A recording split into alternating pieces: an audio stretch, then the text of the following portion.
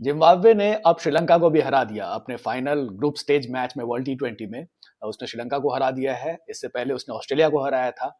Super 8 में तो वो पहुंच ही गई थी और श्रीलंका को हराने के बाद सुपर 8 में अब जितने भी ओपोनेंट्स होंगे जिम्बाब्वे के, वो सब जिम्बाब्वे को काफी सीरियसली लेंगे, क्योंकि जिस तरीके से जिम्बाब्वे का अब तक का पूरा जर्नी रहा है इस वर्ल्ड टी20 में, they have emerged as giant slayer. और ये जिम्बाब्वे क्रिकेट के लिए एक बहुत ही बड़ा अचीवमेंट है, क्योंकि अगर आप जिम्बाब्वे क्रिकेट की हिस्ट्री को देखोगे, पिछले 2 डिकेड से जिम्बाब्वे क्रिकेट में क्या-क्या क्राइसिस हुआ था, उस सब को अगर आप पढ़ोगे उसके बारे में, तो आपको समझ में आएगा कि ये जो जीत है जिम्बाब्वे टीम की, ये उनकी क्रिकेट टीम के लिए कितना ज़्यादा मायने रखती है। जिम्बाब्वे का आपको याद होगा, इन्होंने क्रिकेट खेलना जो स्टार्ट किया था, टेस्ट रिकॉग्निशन तो 90s में मिला, लेकिन उन्होंने 1983 का वर्ल्ड कप सबसे पहले खेला था। और पहले ही मैच में उन्होंने ऑस्ट्रेलिया को हराया था उस वक्त 1983 में। और जो इंडिया के अगेंस्ट जो मैच हुआ था, आपको याद होगा, जिसमें कपिल देव ने 175 रन स्कोर किया था, उसमें इंडियन टीम की जिम्बाब्वे ने हालत खराब कर दी थी स्टार्टिंग के कुछ मिनट्स में, क्योंकि आपको याद होगा करीब 16 रन पे 4 विकेट हो गए थे। उसके बाद कपिल देव ने फिर टर्न अराउंड किया और 175 स्कोर करके जिम्बाब्वे को हराया। लेकिन जिम्बाब्वे टीम जो है, वो हमेशा से बड़े-बड़े ओपोनेंट टीम को एक तरह से ट्रबल देते रही है। शुरू से ही इसका ये इतिहास रहा है।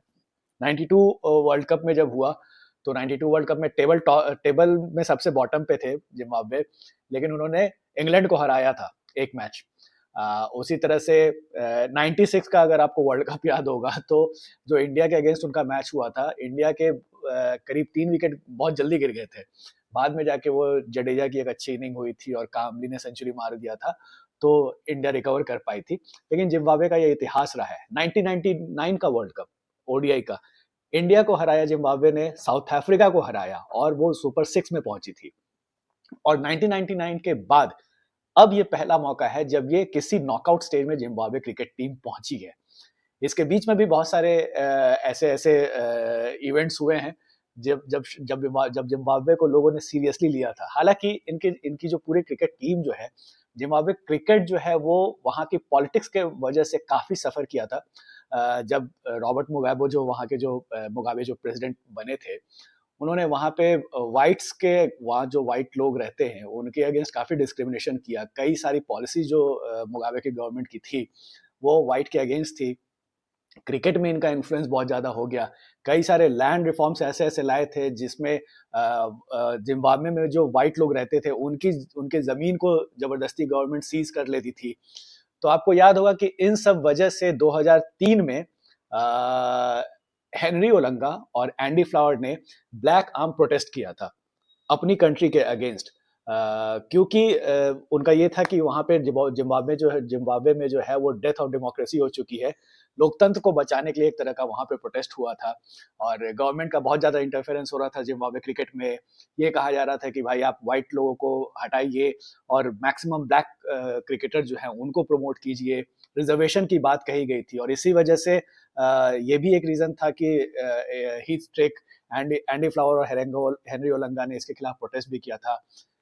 रॉबर्ट मुगाबे के कहने पे ही हीथ स्ट्रिक, जो वहाँ जिम्बाब्वे के one of the finest captains थे, उनको हटा दिया गया था क्योंकि वो व्हाइट थे। उनको रिप्लेस किससे किया गया था? टाइटेंद्र टेपू से। तो इस तरह की चीजें जिम्बाब्वे में होती रही थी और 2004 में तो जिम्बाब्वे क्रिकेट को ने डिसाइड कर लिया था कि हम टेस्ट मैच खेलेंगे भी नहीं। और जब सस्पेंशन हुआ था आईसीसी का, जिम्बाब्वे का जो सस्पेंड किया था आईसीसी ने, उसके बाद जब पहली बार जिम्बाब्वे पहला टेस्ट खेली तो बांग्लादेश से हार गई थी। तो कंट्री के लिए बहुत बड़ा एम्बैरेसमेंट था कि एक नई टीम हमारे जैसे पुराने टेस्ट प्लेइंग नेशन को हरा रही है। लेकिन जिम्बाब्वे क्रिकेट का एक टर्न अराउंड आया था 2007 में। और उस बार भी 2007 का जो टी20 वर्ल्ड कप था, उसमें आपको याद होगा जिम्बाब्वे ने ऑस्ट्रेलिया को हराया था। तो हमेशा से ऑस्ट्रेलिया को बड़े टूर्नामेंट में जिम्बाब्वे जो है वो ट्रबल देती रही और वही अभी 2026 में भी हुआ है।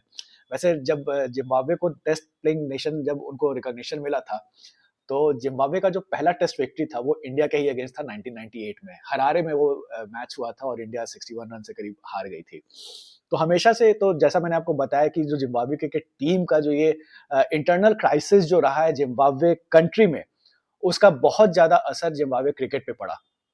और किसी भी कंट्री का जो स्पोर्ट्स होता है वो तभी फ्लरिश करता है जब वहाँ की गवर्नमेंट और गवर्नमेंट की वजह से वहाँ की कंट्री फ्लरिश करती है। अगर नेशन आपका स्ट्रांग है तो आपका स्पोर्ट जो है वो भी फ्लरिश करेगा। आजकल इंडिया इंडिया में जिस तरीके से पिछले कुछ सालों से इंडियन टीम खेल रही है उसमें बहुत बड़ा रीजन है कि बीसीसीआई काफी स्ट्रांग हो चुकी है।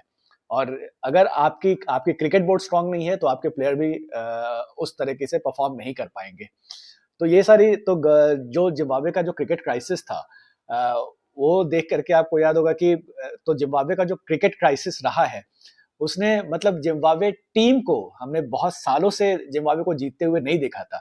इनफैक्ट लास्ट टी20 वर्ल्ड कप में तो जिम्बाब्वे क्वालिफाई भी नहीं की थी।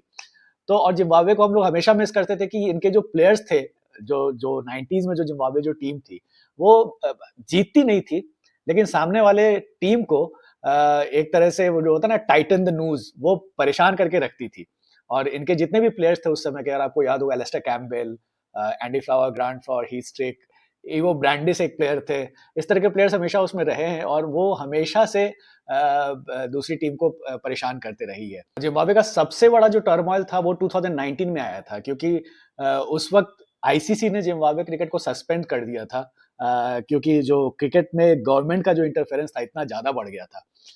बट 2019 के बाद से फिर जब जिम्बाब्वे क्रिकेट खेलना स्टार्ट किया और अब जाकर के 2026 में ये जो अचीवमेंट हुआ है जिम्बाब्वे क्रिकेट का, कि उसने ऑस्ट्रेलिया को भी हरा दिया, श्रीलंका को भी हरा दिया, अभी वो सुपर 8 में इंडिया के अगेंस्ट खेलेगी और भी वो बाकी टीम से इसका मैच होगा, पाकिस्तान से मैच होगा।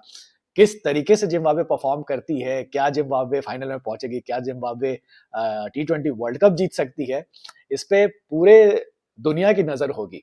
क्योंकि जिम्बाब्वे को एक तरह से मिनो कहा जाता था हमेशा से, कि स्ट्रॉन्ग टीम अच्छी थी, स्ट्रॉन्ग थी, लेकिन जीतती नहीं थी। तो और इसके अगेंस्ट जो भी मैचेस होते थे बड़ी टीमों की, तो उसको ग्रांटेड रखते थे कि चलो ये मैच तो जीत ही जाएंगे, भले थोड़ा टफ कॉन्टेस्ट रहेगा, लेकिन जिम्बाब्वे को हरा तो दिया ही जाता था।